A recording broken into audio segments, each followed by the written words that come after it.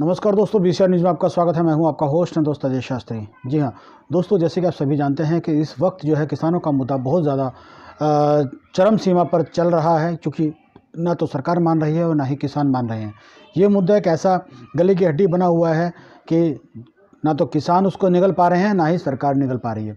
तो ये चीज़ बहुत गंभीर मुद्दा है इस वक्त, और इस पर जो बयानबाजी हो रही है, सभी लोग जो है कोई सरकार के फेवर में बयान दे रहा है, कोई जो है किसानों के फेवर में बयान दे रहा है। तो ये बहुत सोचने वाली बात है, और ये मुद्दा अब ये पॉलिटिकल मुद्दा बन चुका है, क्योंकि जिस तरीके से टिकैत ने बोला है कि 2024 तक हम यहीं पर डटे रहेंगे, तो ये बहुत बड़ी बात है। सरकार को सोचना चाहिए, इस मुद्दे का हल निकालना चाहिए। लेकिन सबसे बड़ी बात एक और भी है कि किसान नेता सरकार की सुनते ही नहीं है। वो सिर्फ एक मुद्दे पर अड़े हैं कि ये कानून जो है रद्द होना चाहिए। ठीक है, हम मानते हैं कि रद्द होना चाहिए, लेकिन जिस तरीके से अब फ़िलहाल सरकार आपको एक एक चीज़ गिनवा रही है कि इस कानून से आपको कितना फ़ायदा होगा। भाई सरकार है, सरकार की बात भी तो माननी पड़ेगी ना। तो कम से कम एक बार जो किसान भाई हैं वो ये तो सुने कि वो कहना क्या चाहती है सरकार। लेकिन वो इस मुद्दे को सुनना ही नहीं चाहती, इस मुद्दे पर कोई बात भी करना नहीं चाहती। तो ये बहुत गलत है। सरकार को जो है एक अपना पक्ष रखने नहीं दे रही है, और एक जिद पर अड़ी है कि किसी न किसी तरीके से हम जो है इस मुद्दे को, इस बात को नहीं मानेंगे। हम सिर्फ मानेंगे तो सिर्फ इस मुद्दे को मानेंगे कि कानून रद्द किया जाए। तो ये बहुत गलत है। हम इसको ये नहीं कहते कि किसान गलत है, किसान अपनी जगह ठीक है, लेकिन किसानों को ये सोचना चाहिए कि हम क्या कर रहे हैं, हम किस देश में रहते हैं। किसान, हमने देखा है कि हमारा जो देश है ये कृषि प्रधान देश है। यहाँ पर जय जवान जय किसान सबसे आगे हैं, क्योंकि ये कृषि प्रधान देश है। इसमें कृषि से आगे कुछ नहीं है। सबसे पहले कृषि है, उसके बाद ही बाकी कुछ है।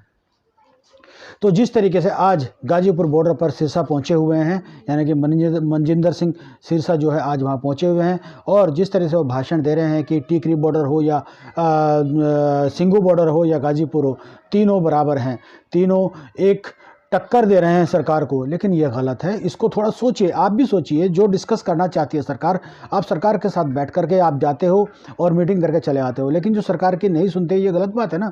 क्यों नहीं सुनते सरकार की? सरकार जो एक बार आपको बताना चाह रही है, उस बात को सुनो, उसके बाद ही अपना निर्णय लो ना।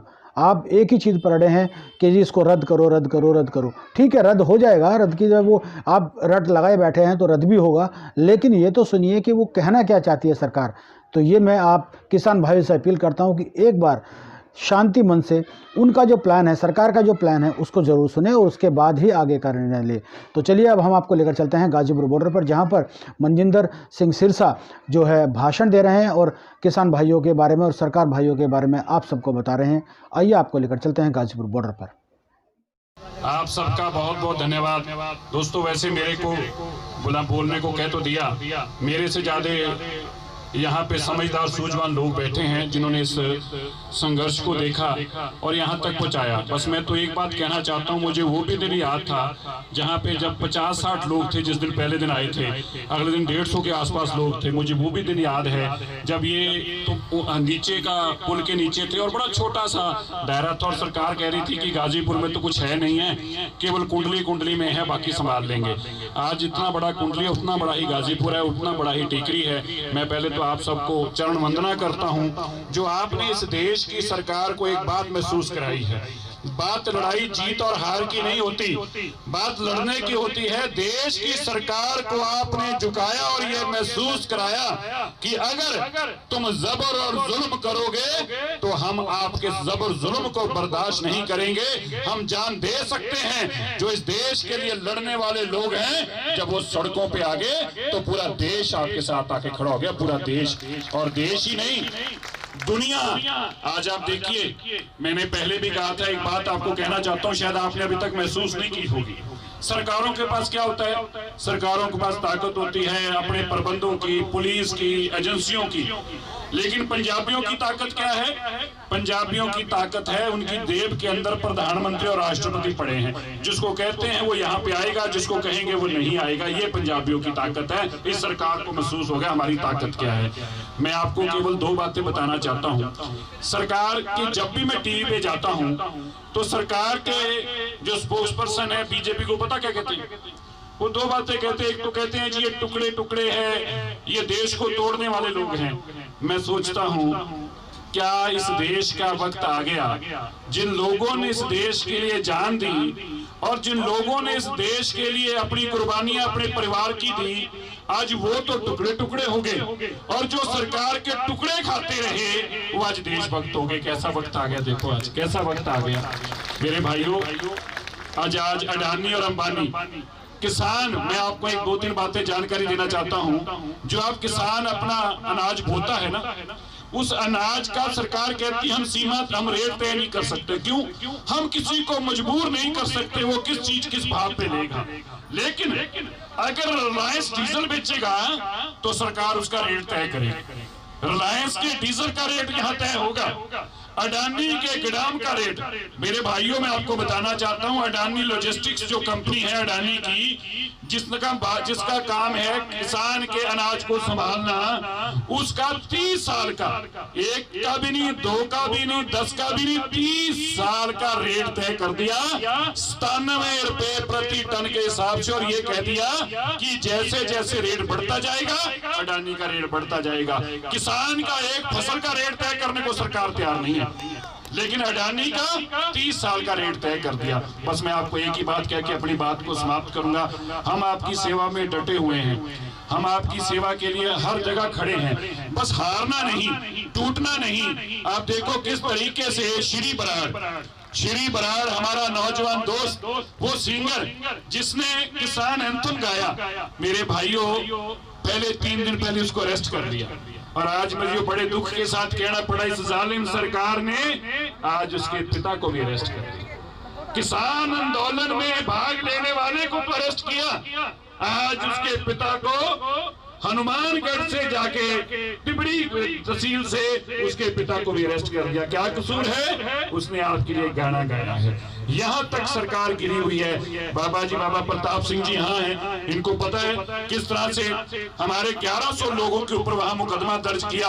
हमारा क्या कसूर है? हम किसान दिल्ली की तरफ आ रहे थे और आज किसानों के घरों में पुलिस बैठी है। आज सरकार को एक बात तो समझ में आ गई, एक एक किसान के घर में 5-5 पुलिस वाले खड़े करने पड़ रहे हैं। कब तक करोगे?